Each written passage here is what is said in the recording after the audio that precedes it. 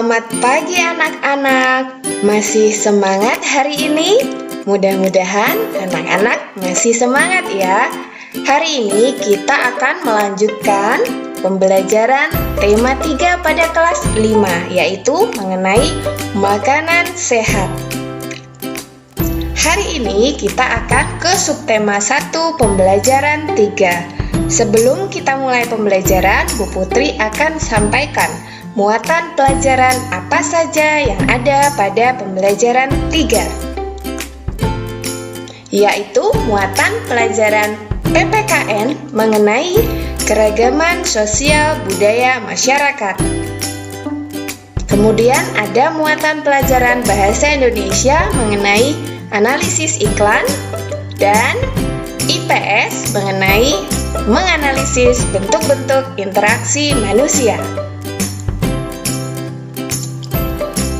Siti, Udin, dan Lani masih membicarakan sistem pencernaan manusia. Mereka senang membicarakan tentang proses pencernaan yang berlangsung di dalam tubuh. Berikut ini percakapan mereka. Siti, bekal apa yang kamu bawa hari ini, Din? Udin, tenang Siti, hari ini aku membawa makanan sehat loh. Aku membawa nasi dengan tumis sayur dan telur. Siti, wah kedengarannya enak, Din. Lani, iya enak dan sehat. Nah sekarang aku mau tanya, apa ada yang masih ingat organ pencernaan manusia? Udin, masih. Makanan dikunyah di dalam mulut dengan gigi. Kemudian Siti, makanan meluncur masuk ke kerongkongan untuk kemudian masuk ke lambung. Lani, dari lambung makanan diubah menjadi bubur makanan yang kemudian diserap oleh apa? Udin, usus halus. Usus halus akan menyerap semua sari-sari makanan, Lan. Siti, selanjutnya makanan tidak dapat dicerna bergerak menuju usus besar. Udin, aku lupa apa yang terjadi saat makanan berada di usus besar ya. Lani, usus besar menyerap air yang terdapat dalam bubur makanan dan menjadi tempat terjadinya proses pembusukan makanan, Din. Kemudian, makanan yang sudah melalui semua proses tersebut masuk ke anus untuk kemudian dibuang. Siti, jangan lupa makan makanan yang sehat ya teman-teman, agar kesehatan organ pencernaan kita tetap terjaga. Nah, itu tadi percakapan Udin, Siti, dan Lani. Anak-anak, makanan merupakan bahan baku utama bagi manusia untuk memproduksi energi dan memenuhi segala nutrisi yang diperlukan tubuh. Ibarat bensin yang sangat vital peranannya bagi kendaraan bermotor, makanan sangat berperan bagi tubuh manusia dalam mempertahankan kelangsungan hidup. Namun, tidak semua jenis makanan yang dikonsumsi dapat memberikan asupan gizi yang baik dan sehat. Makanan yang sehat ialah makanan yang mengandung semua zat gizi yang dibutuhkan oleh tubuh untuk memperoleh energi.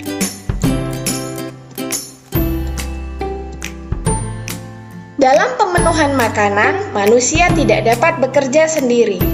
Contohnya, dalam budidaya padi, manusia melakukan interaksi sosial dan interaksi dengan lingkungan hidup. Proses apa saja yang terjadi? Siapa saja yang terlibat dalam proses tersebut? Apakah dalam proses tersebut manusia berinteraksi dengan lingkungannya? Bagaimana dengan lingkungan sosialnya? Semua pertanyaan ini akan kita jawab ya. Anak-anak, kalian perlu tahu dulu apa yang dimaksud dengan interaksi sosial. Interaksi sosial adalah hubungan-hubungan sosial yang menyangkut hubungan antar individu, individu dengan kelompok, dan kelompok dengan kelompok. Interaksi sosial amat dibutuhkan untuk kehidupan bersama. sebab individu tidak dapat hidup tanpa individu lainnya. Interaksi dengan lingkungan hidup adalah interaksi antara manusia dengan lingkungan yang terbentuk secara alami. Gunung, sungai, rawa merupakan contoh-contoh lingkungan alam. Berikut ini adalah jenis interaksi yang terjadi dalam kehidupan sehari-hari. Anak-anak perhatikan layar ya, ada beberapa contoh interaksi yang dilakukan oleh masyarakat. Yang pertama, menangkap ikan di laut. Interaksi lingkungan hidup. Nelayan dengan laut, karena nelayan mengambil ikan di laut. Selain itu, nelayan juga memanfaatkan angin untuk berlayar. Kemudian interaksi sosialnya adalah nelayan dengan nelayan, serta para pedagang ikan. Nelayan bersama-sama menangkap ikan dan menjualnya kepada pedagang di pasar ikan. Selanjutnya, bekerja bakti membangun jalan kampung. Interaksi lingkungan hidupnya adalah interaksi antara manusia dengan tanah yang digunakan untuk membangun jalan. Interaksi sosialnya yaitu interaksi antara warga masyarakat yang ikut bergotong royong membangun jalan. Yang ketiga yaitu kegiatan menyiram tanaman di rumah. Siapa yang sering melakukan kegiatan ini? Kalau kalian melakukan kegiatan ini, berarti kalian telah melakukan interaksi antara manusia dengan tumbuhan dan juga air. Interaksi sosialnya adalah interaksi sosial antara anggota keluarga. Contoh lain yaitu penghijauan hutan. Interaksi lingkungan hidupnya adalah saat terjadinya interaksi antara manusia dengan tumbuhan dan interaksi antara manusia dengan tanah. Selanjutnya, interaksi sosialnya adalah interaksi antar warga yang ikut dalam kegiatan penghijauan tersebut. Lalu ada lomba panjat pinang, biasanya dilakukan saat memperingati Hari 17 Agustus atau Hari Kemerdekaan Indonesia. Interaksi interaksi lingkungan hidupnya adalah interaksi antara manusia dengan tumbuhan dan pohon. Tumbuhannya berupa pohon pinang yang dijadikan alat untuk memanjat.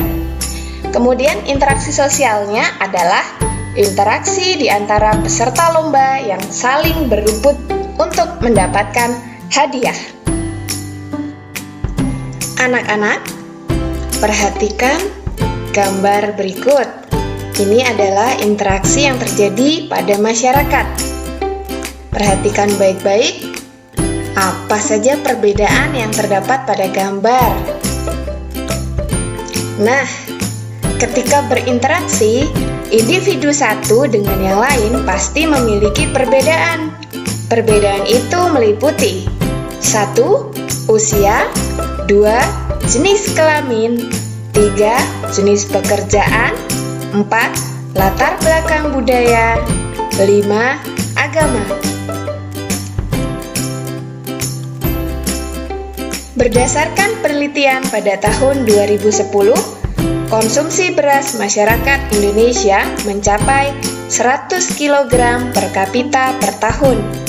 Ketersediaan beras di tanah air pada masa mendatang tidak sejalan dengan laju pertumbuhan penduduk.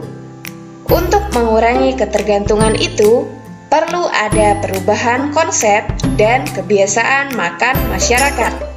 Misalnya, mengganti nasi sebagai makanan pokok dengan makanan jenis lain. Salah satu cara yang belakangan dikampanyekan pemerintah adalah tidak memakan nasi selama 1 hari. Kebiasaan ini misalnya dilakukan 1 hari dalam sepekan. Sebagai pengganti selama sehari itu, warga bisa mengonsumsi sumber karbohidrat lain seperti jagung, ubi, singkong, talas, kentang, dan sagu. Untuk mendukung upaya pemerintah tersebut, berikut adalah sebuah iklan tentang singkong sebagai pengganti nasi. Siapa yang suka makan singkong? Anak-anak, kita lihat, kita analisis kandungan singkong per 100 gram. Yang pertama, mengandung air 62,5 gram. Kemudian besi 0,7 mg, kalsium 30 mg, fosfor 40 gram, kalori 121 kal, karbohidrat 34 gram, lemak 0,3 gram, protein 1,2 gram, vitamin B1 0,01 gram. Makanlah singkong sebagai pengganti nasi. Solusi makanan sehat, harga rakyat, rasa pejabat. Masih ingatkah kamu dengan unsur-unsur dalam sebuah iklan? Ada kalimat iklan, kata kunci, dan gambar pada iklan. Tadi kita sudah melihat contoh iklan mengenai kandungan singkong per 100 gram. Sekarang kita akan analisis iklan tersebut. Kalimat iklan. Iklan tersebut cukup baik karena mengandung unsur rasa percaya yang ditunjang pembuktian data yang menunjukkan kandungan dalam setiap 100 gram singkong. Kata kunci iklan, kandungan singkong per 100 gram. Analisis gambar.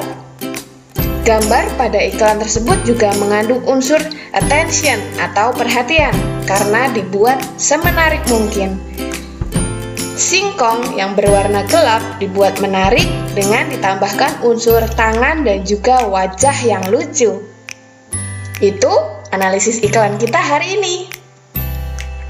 Nah, anak-anak, kita sudah memasuki akhir pembelajaran 3. Ini adalah tugas yang harus kalian kerjakan pada hari ini. Ada 4 soal. Yang pertama, sebutkan pengertian dari interaksi sosial. Yang kedua, sebutkan pengertian dari interaksi dengan lingkungan hidup. 3. Masyarakat desa Sukoharjo melakukan kerja bakti membersihkan sungai. Analisislah kegiatan tersebut berdasarkan interaksi sosial dan interaksi dengan lingkungan hidup. Yang keempat, tuliskan unsur-unsur sebuah iklan. Sudah jelas anak-anak? Semoga pembelajaran hari ini bermanfaat. Kerjakan tugasnya dengan baik, kumpulkan ke guru kelas kalian masing-masing. Sampai bertemu lagi di pembelajaran berikutnya. Sampai jumpa.